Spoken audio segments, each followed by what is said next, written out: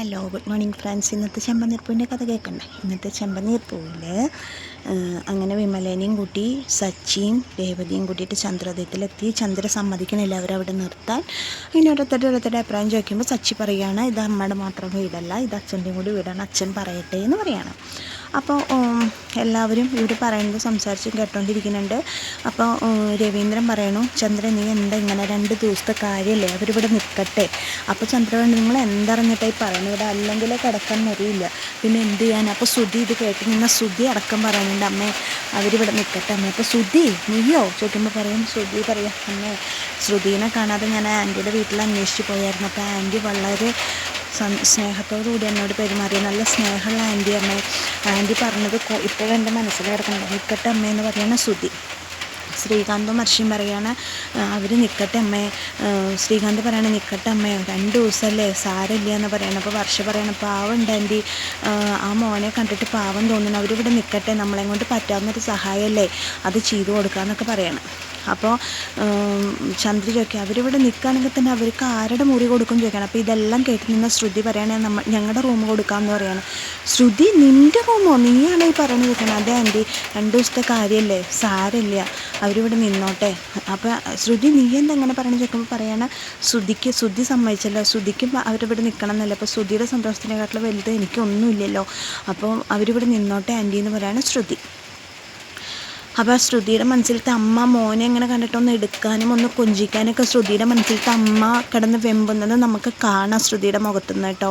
സത്യം പറഞ്ഞാൽ ഒരു അമ്മയുടെ നിസ്സഹായ അവസ്ഥ. ശ്രുതി ചെയ്ത് തെറ്റ് തന്നെയാണ്, സ്വന്തം മകനെ അകറ്റി നിർത്തിയിട്ട് ഒരു ജീവിതം തിരഞ്ഞെടുത്തത് തെറ്റ് തന്നെയാണ്, തുറന്ന് പറയായിരുന്നു. പക്ഷേ ആ ഒരു നിസ്സഹായത ഉണ്ടല്ലോ, എല്ലാവരും മുമ്പിൽ സ്വന്തം മകനെയും അമ്മേനെയും തള്ളി പറഞ്ഞ് കാണുന്ന ഒരു നിസ്സഹായത ഉണ്ടല്ലോ, അതൊരു വല്ലാത്ത മാനസികാവസ്ഥയാണ് കേട്ടോ.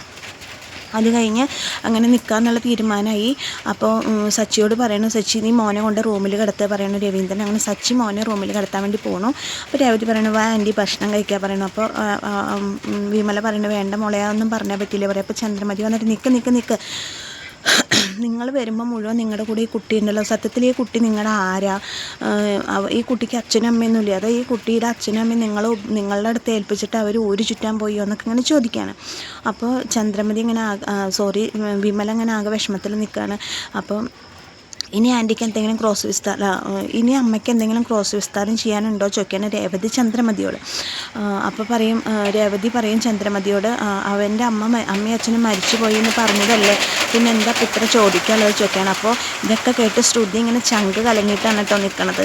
അവൻ്റെ അമ്മയും അച്ഛനും മരിച്ചില്ല, നിങ്ങളുടെ ഒരു മോളുണ്ടല്ലോ വേറെ, അവളെ എവിടെ ചോദിക്കുമ്പോൾ അവൾ ദുബായിലാണെന്നൊക്കെ പറഞ്ഞു. ഇനി ഇതിൻ്റെ പേരും പറഞ്ഞ് അച്ഛനും അമ്മയും അങ്ങനെ വേറെ ആരെങ്കിലും ഇനി നാളെ വീണ്ടും ഇവിടെ കെട്ടിയിരുന്നുള്ളൂ എന്നൊക്കെ ചോദിക്കുകയാണ് ചന്ദ്രമതി.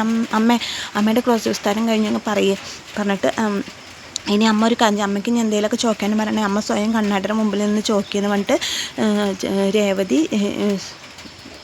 രേവതി വിമലേനെയും കൂട്ടിയിട്ട് പോയിട്ട് ഭക്ഷണം കഴിക്കാൻ കൊണ്ടുപോകണം. അങ്ങനെ ആദീനെ കൊണ്ടുപോയിട്ട് ശ്രുതിയുടെ റൂമിൽ കിടത്തി. ശ്രുതി വന്നിട്ട് ആദീനെ അങ്ങനെ നോക്കണം, ആരും കാണാതെ വാതിൽ തുറന്ന് ആദ്യം നോക്കി നെറ്റിയിലൊരു ഉമ്മയൊക്കെ കൊടുത്ത് വിങ്ങി പൊട്ടി കരഞ്ഞിട്ട് പോവാണ്. സത്യം പറഞ്ഞാൽ ശ്രുതി എന്ന് പറയുന്ന ഒരു അമ്മ, അവളുടെ മനസ്സിൽ ഇത്രമാത്രം ആ മോനോട് സ്നേഹമുണ്ടെന്ന് ഇന്നത്തെ എപ്പിസോഡിലാണ് നമ്മൾ മനസ്സിലാക്കുന്നത്. അത് കഴിഞ്ഞു രാത്രിയായി. ശ്രുതിയും കൂടി ഹാളിൽ കിടന്ന്, ശ്രുതിയുടെ റൂമാണല്ലോ ആദിക്ക് കിടക്കാൻ വേണ്ടി കൊടുക്കുന്നത്. അപ്പോൾ ആദി രേവതി വിമലയും കൂടിയിട്ട് ശ്രുതിയുടെ റൂമിലാണ് കിടക്കുന്നത്. അങ്ങനെ എല്ലാവരും കിടന്നു കഴിഞ്ഞപ്പോൾ ശ്രുതി മെല്ലെ ഡോറ് തുറന്നിട്ട് വന്ന് നോക്കുമ്പോൾ ആദി രേവതിയുടെ അടുത്ത് സുഖമായി കിടന്ന് ഉറങ്ങാണ്. അത് കഴിഞ്ഞ് പെട്ടെന്ന് ഇങ്ങനെ നോക്കിയിട്ട് ഡോർ അടച്ചിട്ട് ശ്രുതി പോവാണ്. അത് കഴിഞ്ഞിട്ട് ഹോളിൽ വന്ന് കിടന്നു. പെട്ടെന്ന് ആദി കോണി ഇറങ്ങി വരുന്നതും വീഴുന്നതും ആൻറ്റി എന്ന് വിളിച്ച് വരുന്നതും ആൻറ്റി എന്താ എന്നോട് മിണ്ടാത്ത പിണക്കാണോ എന്നൊക്കെ ചോദിക്കുന്നതും, അങ്ങനെ പെട്ടെന്ന് ശ്രുതി അത് കാണുന്നത് ശ്രുതിയോട് ചോദിക്കുകയാണ്, ആരാ ശ്രുതി ഇത്, എന്താ നീയായിട്ട് ഇത്ര കണക്ഷൻ, ഇത് നിൻ്റെ മോനാണോ എന്നൊക്കെ ചോദിക്കുകയാണ്. ഇത് നിൻ്റെ മോനാണോ എന്നൊക്കെ ചോദിക്കുമ്പോൾ പെട്ടെന്ന് ശ്രുതി ചോദിക്കുന്നത് കേട്ടിട്ട് ഉത്തരം പറയാൻ പറ്റാതെ ശ്രുതി അന്തം വിട്ട് നിൽക്കുക. പെട്ടെന്ന് ചാടി എഴുന്നേൽക്കണം. അപ്പോൾ ഇതൊക്കെ സ്വപ്നമാണെന്ന് ശ്രുതിക്ക് അപ്പോഴാണ് മനസ്സിലാവുന്നത്. പിന്നെ ശ്രുതിക്ക് ഉറങ്ങാൻ പറ്റുന്നില്ല. ശ്രുതി മെല്ലെ കോണി കയറിപ്പോയി ആദിയുടെ റൂമിൽ ചെന്നു. പെട്ടെന്ന് ആദി ഉറക്കത്തിൽ നിന്ന് ഡോറ് തുറന്ന് നോക്കുമ്പോൾ ആദി പെട്ടെന്ന് അമ്മയെ വിളിച്ചിട്ട് ചാടി നിൽക്കുന്ന ഭാഗമാണ് ശ്രുതി കാണുന്നത്. അപ്പോൾ നോക്കുമ്പോൾ രേവതി എന്താ മോനെ സ്വപ്നം കണ്ടു വെക്കുമ്പോൾ ഞാൻ എൻ്റെ അമ്മയെ സ്വപ്നം കണ്ടു എന്ന് പറയുന്നു. മോൻ വിഷമിക്കണ്ട കേട്ടോ, ആൻറ്റി ഉണ്ട് കേട്ടോ കൂടെ എന്നൊക്കെ പറഞ്ഞിട്ട് രേവതി അവന് ഉമ്മയൊക്കെ കൊടുത്തിട്ട് അവന് ചേർത്ത് പിടിച്ച് കിടത്തി ഉറക്കണ ഭാഗമാണ് ശ്രുതി കാണുന്നത്. അങ്ങനെ ശ്രുതി ഡോറടച്ചിട്ട് തിരിച്ചു വരുന്നു. പിന്നെ അവൾക്ക് രാത്രി ഉറങ്ങാൻ പറ്റുന്നില്ല. അവൾ കസരയിൽ അവിടെ ഇങ്ങനെ വന്ന് വിങ്ങിപ്പൊട്ടി കരഞ്ഞിരിക്കുകയാണ്. അതങ്ങനെ കഴിഞ്ഞ് പിറ്റേ ദിവസം രാവിലെ ആദ്യക്കുള്ള പാലുമായിട്ട് ശ്രുതി റൂമിൽ പോകുമ്പോൾ ശ്രുതി കാണുന്ന കാഴ്ച എന്താണെന്നറിയാം. രേവതി അവർ ഭക്ഷണം വാരി കൊടുക്കുന്ന കാഴ്ചയാണ് കാണുന്നത്. കാണുമ്പോൾ അവൾക്ക് വല്ലാത്ത സങ്കടം വരികയാണ്.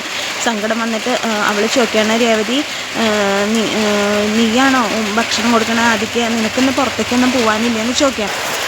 നിനക്കൊന്ന് പുറത്തേക്കൊന്നും പോകാനില്ല ചോദിക്കുമ്പോൾ ഇല്ല, ഞാൻ ലീവ് എടുത്ത് ആദ്യയുടെ കൂടി ഇരിക്കാമെന്ന് വിചാരിച്ചു. അപ്പോൾ നിനക്ക് പൂ കൊടുക്കേണ്ട സ്ഥിരം കസ്റ്റമേഴ്സിന് നീ എന്താ ചോദിക്കുമ്പോൾ പറയാം, അല്ല അവർക്ക് കൊടുക്കാനുള്ള പൂവൊക്കെ ഞാൻ അമ്മയോട് പറഞ്ഞേൽപ്പിച്ചിട്ട് അമ്മ കൊടുത്തോളം പറയണം. അപ്പോൾ ശ്രുതിക്ക് ഇത് തീരെ സഹിക്കില്ലല്ലോ. ശ്രുതിയുടെ മോൻ എത്രയായാലും ശ്രുതിയുടെ മോനല്ലേ, അവനെ മറ്റുള്ളവർ സ്നേഹിക്കുന്നത് ഏതൊരു അമ്മയ്ക്ക് സഹിക്കില്ലല്ലോ. അത് കഴിഞ്ഞ് രേവതി നീ ആദ്യക്കുള്ള പാലും കൊണ്ടാണ് വന്നേക്കണേ എന്ന് ചോദിക്കുമ്പോൾ അതെ, ഞാൻ വിചാരിച്ചു നീ പോയിണ്ടാവുമെന്ന് വിചാരിച്ചു പറയും. എന്നാൽ അതിങ്ങ് പറഞ്ഞിട്ട് ശ്രുതിയുടെ അടുത്ത് നിന്ന് മേടിക്കുമ്പോൾ വിമല വന്നിട്ട് പറയും, വേണ്ട ഞാൻ കൊടുത്തോളാം, മോള് പൊക്കോ എന്നിട്ട് രേവതിയെ പറഞ്ഞു വിടായിരുന്നു തന്ത പോവും.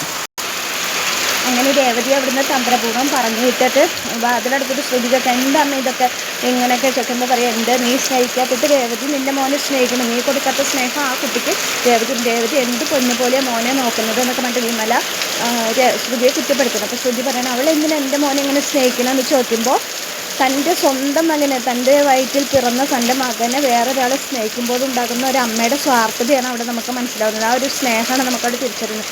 അങ്ങനെയുള്ള എപ്പിസോഡിലാണ് ഇന്നത്തെ ചെമ്പനപ്പൂ അവസാനിക്കുന്നത്. അപ്പോൾ എൻ്റെ കഥയായിട്ട് ഇഷ്ടമായ കൂട്ടുകാരുടെ ചാനൽ ലൈക്ക് ചെയ്യുന്നത്, ഷെയർ ചെയ്യുന്നത്, സബ്സ്ക്രൈബ് ചെയ്യുന്നത്. Thank you.